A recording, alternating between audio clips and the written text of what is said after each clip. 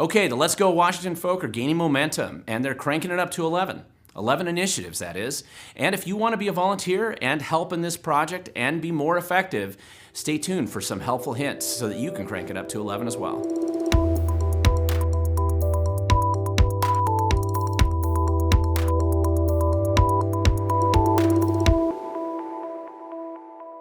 Thank you for watching. My name is Glen Morgan, and this is We the Governed. And as I mentioned in a previous video, I am excited about this project, the Let's Go Washington project and these 11 initiatives. There's never been a grassroots effort like this before, and so it's been really interesting to go out and see this. Like many other people out there, I have collected initiative signatures before, door to door. I've done them at events, and I've signed them myself. I've done them outside of stores. Many of you have probably done the same thing as volunteers, and you've seen this around the state, but you've never seen a project like this. Nobody has. And so it's kind of interesting. New territory is being paved as we kind of look at how to get something like this out there, as a lot of volunteers are comparing notes and just comparing the process around the state.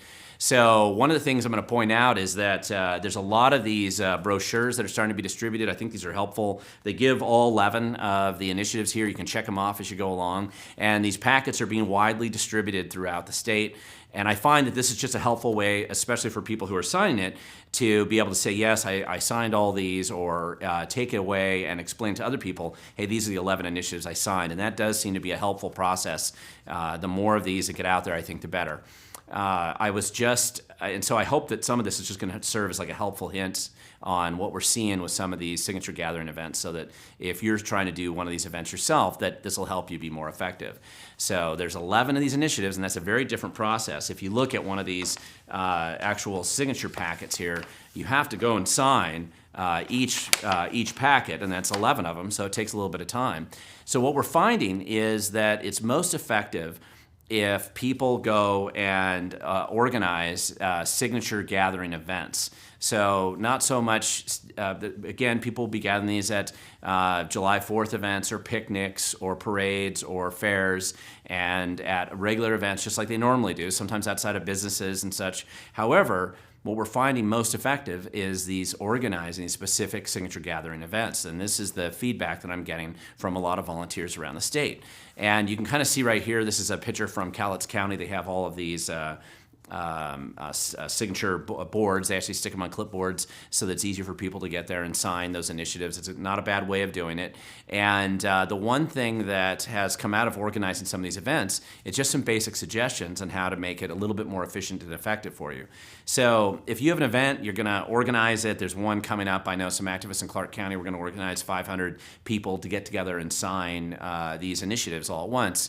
You got to think of how much time it takes to go and sign 11 initiatives. It takes about 10 minutes if you're pretty fast, 15 minutes if you're a little bit more methodical.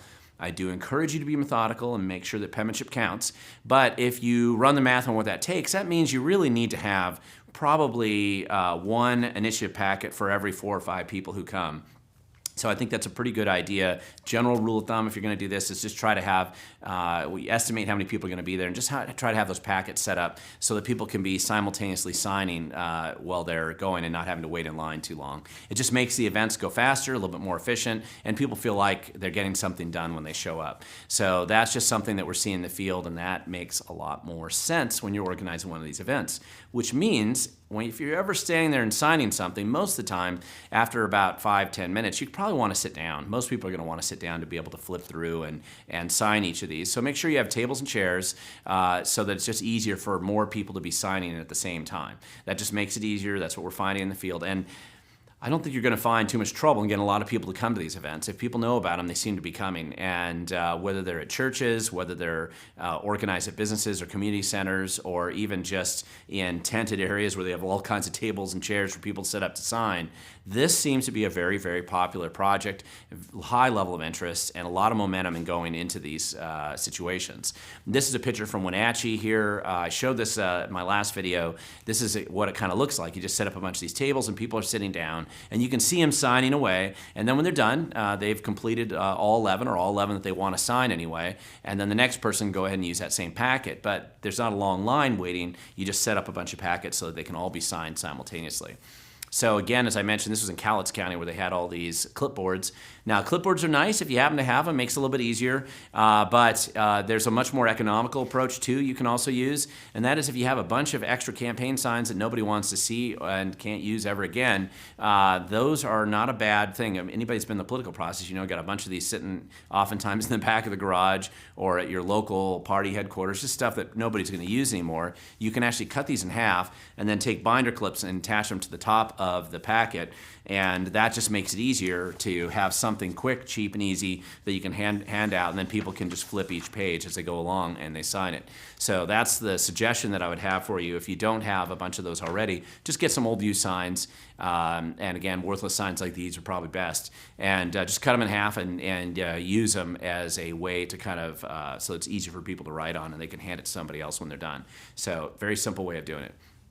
We are encouraging everybody, and most of the time this isn't too hard to sell, is when people come out and they want to sign, get them to sign all 11 if possible. It's very popular. It doesn't seem like it's that difficult for the most part, and as people get to know these initiatives better, there's a higher and higher level of interest in getting them all signed. But penmanship does matter. It's easy to get sloppy after you sign the first couple, so try to get them all filled out as fast as you can, and but as cleanly and clearly as you can, because imagine how the Secretary of State, they have to look at those signatures and make sure they know who you are. So penmanship does matter. I also want to point out on the Let's Go Washington website now, it looks like they're starting to update it with a lot of locations. The green locations that you see here are where there's packets and brochures and things available to pick up and where you can come in and sign pretty much all the time or some level of full time. Double check on each location to double check their hours and availability and the exact address. There's also temporary events that are being scheduled and organized there, and these events are going to be where people are going to be at say a fair for the weekend, or maybe at a church every Sunday, or whatever those temporary events are. Just make sure if you're going to go there, just check on it so you know the date and the time. And if you're trying to organize one of these yourselves, make sure that you report that information to the Let's Go Washington folk, and their website seems to be getting updated right now pretty regularly, and a lot of new locations are being added on an hourly and daily basis. So I think that's going to be a very helpful tool if you're interested in driving just a lot of people there to collect signatures. If you're going to organize your own event and get a lot of people there, make sure you let them know as well. And feel free to reach out to your local radio station or some of the local websites or bloggers in your area, just so you get a little bit more promotion. It just drives a lot more people there, and it's very easy to collect signatures that way. Another feature I did notice they added on the front of the website here was this idea of where you can add in other ideas. Everybody's got an idea for an initiative. We all do. And so if you don't think you're 11, these 11 are the end and all, and they aren't. There's other ideas that are out there too. Just feel free to add them to the list. Obviously, if this is successful this year, this is something that grassroots people like you and I could probably organize again next year, and we could get out there and do it again. So it's a lot of fun to come up with these ideas, and you never know what good ideas are out there that are maybe missed now, but it's something we can look at next year. So I think that's worthwhile and a nice thing to review and just think about if you have some of those ideas.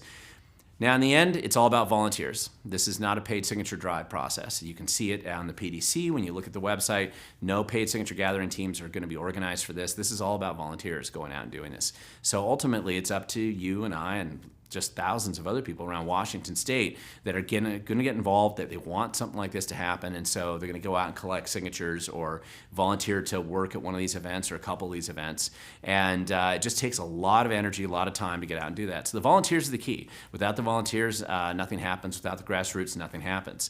So the other question that comes up, and this is one that I was hearing Brian Haywood, who's the sponsor of this initiative, mention this, and I really like it because I think the original idea had been, hey, let's have 10 initiatives, and then they went to 11. And so if you don't know the reference of Spinal Tap on Crank It Up to 11, I've linked down below. You can find out a little bit more information there, but it's kind of a funny reference, and it's just, hey, if we're going to go big, we might as well go all the way. So let's crank it up to 11. Let's get out there. Let's collect these initiatives. Let's just make it happen. Even though it's never been done before, you might as well have a first time. This is a good time to do it. High levels of motivation. I can see momentum everywhere. It's really an amazing project to observe, and it's fun to be engaged and involved in this right now as tens of thousands of these packets are being sent out, and we got all kinds of people driving all over the state. Even with this high price of gas, there's a lot of volunteers willing to drive it around, and it's going to be just an interesting project to happen. And being involved in it is always better than sitting back and observing it, because if you're involved and you're making it happen, you're being part of the solution and not just sitting back and complaining from the sidelines. The other part to remember is that these are initiatives of the legislature. We have until December to collect all these signatures, plenty of time to do it in, but the point is to get it so it can be delivered to the legislature and elect good people to get in there and actually sign them into law. If they don't sign them into law, it means next 2023 means that November ballot's going to be filled with a lot of good ideas that the people can vote on, but it's great and easier if the legislature just votes it into law. Inslee can't veto it. It's something good to fix what's broken in Washington State. So I love projects like this, and I like projects that get people involved and engaged, and this does more than anything else I've seen recently. So crank it up to 11, get involved, get engaged, do what you can. Send any other comments you have down below. Let me know what you're experiencing in the field, or any other suggestions you might have to make this process more efficient, not just for me, but for anybody else that's involved, and they can read your comments there as well. And just remember, like always, that the future belongs to those who show up, and showing up and get involved is the first step in cranking it up to 11.